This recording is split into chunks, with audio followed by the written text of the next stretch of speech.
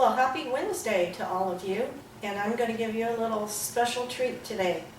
For those of you who might be tired of the same old dinners, I'm going to give you a simplified chicken chili type of soup that you can cook.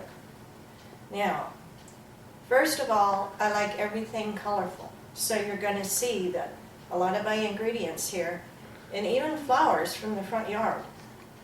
Everything needs to be colorful because that'll cheer you up.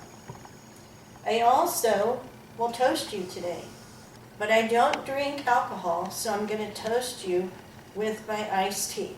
That's pretty much what I drink all the time. So here's to you and the rest of your week. All right, so what I did was I have a package of boneless, cage-free chicken breasts that I dredged in flour and seasoned, and they are cooking over there on my electric stove. I don't like electric stoves, but it came with the house. I'd rather have a gas one, but I'll have to wait on that.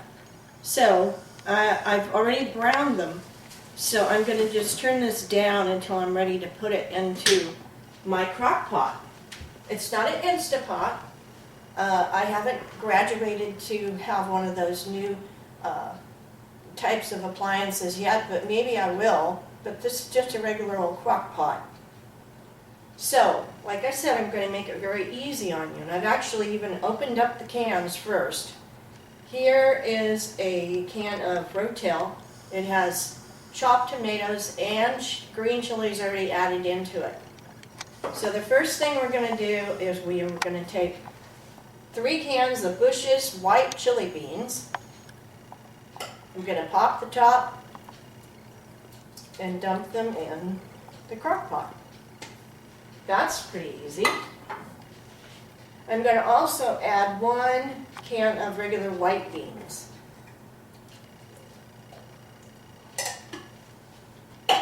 So together there would be 4 cans of beans. And you can use whatever kind that you want, but that's the kind that I use. Sometimes I cook the beans from real beans, like in the package, but I'm trying to make this easy for people that aren't used to doing that kind of stuff. So there goes all those beans in there. And then I'm going to come over, I'm going to take the chicken, which has very little olive oil in it. I'll drain out the little bit that's in there. Dump all those chicken pieces in on top of the beans. And I want to remind everyone to be sure and wash their hands before they start to cook, which I did, but you just didn't see me do it. The other thing that you're going to want to wash your hands again is if you use serrano peppers like I did here.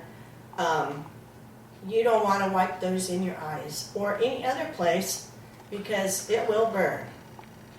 So before I dump all of this stuff in, I'm going to pretty much raise it up and tell you what's here. There's celery, cherry tomatoes, red onions, a variety of peppers, which are just like bell peppers, red peppers, yellow pepper, orange peppers. I've got some carrots. I actually have shallots.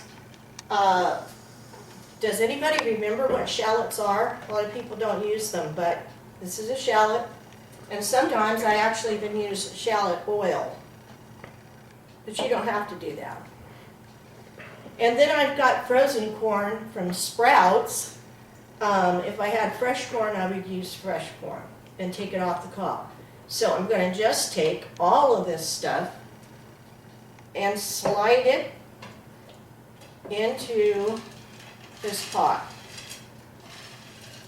And the other thing that I had in there that I didn't tell you about was that I freeze cilantro in little cubes. So there's a couple of those in there. You could use just fresh cilantro if that's what you have available.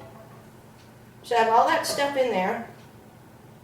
All those vegetables are in there. Those will keep you healthy. And then I'm going to put chicken stock in it. Now the flour that the chicken was cooking in, that I dredged it in, may give it enough thickness. But if it doesn't, you can also get some masa and add a couple tablespoons of masa to this, and it should thicken up by the time it gets done cooking. Then you can also season it with whatever you really want. I have cumin. I don't know how many people are really brave right now, but if you can see this name on this seasoning, it's very hot. But I would not recommend it unless you have a huge supply of toilet paper, which is very hard to find right now. So I'm going to just put this off to the side, and I'll leave it there because I don't have a big stash of toilet paper. So I'm going to put a few red pepper flakes in here, not very many. I'm going to put some oregano in there. I'm going to put cumin in it. What types of flavoring do you put into your chicken chili, or have you even made chicken chili before? My husband will eat pretty much anything I cook. I guess he's lucky because most of it is pretty edible. So salt and pepper. Salt, not very much, because I like to watch our blood pressure readings, so I don't put a lot of salt in things.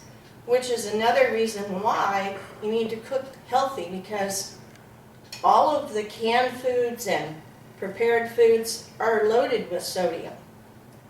So there goes those cut up tomatoes and green chilies, and I hope you have a good day and that you try this out.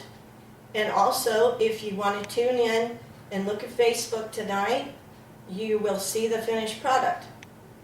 You also probably want to get some garnishes for your chicken chili, like tortilla chips and olives, sour cream, avocados, you name it. Get some quarters of limes.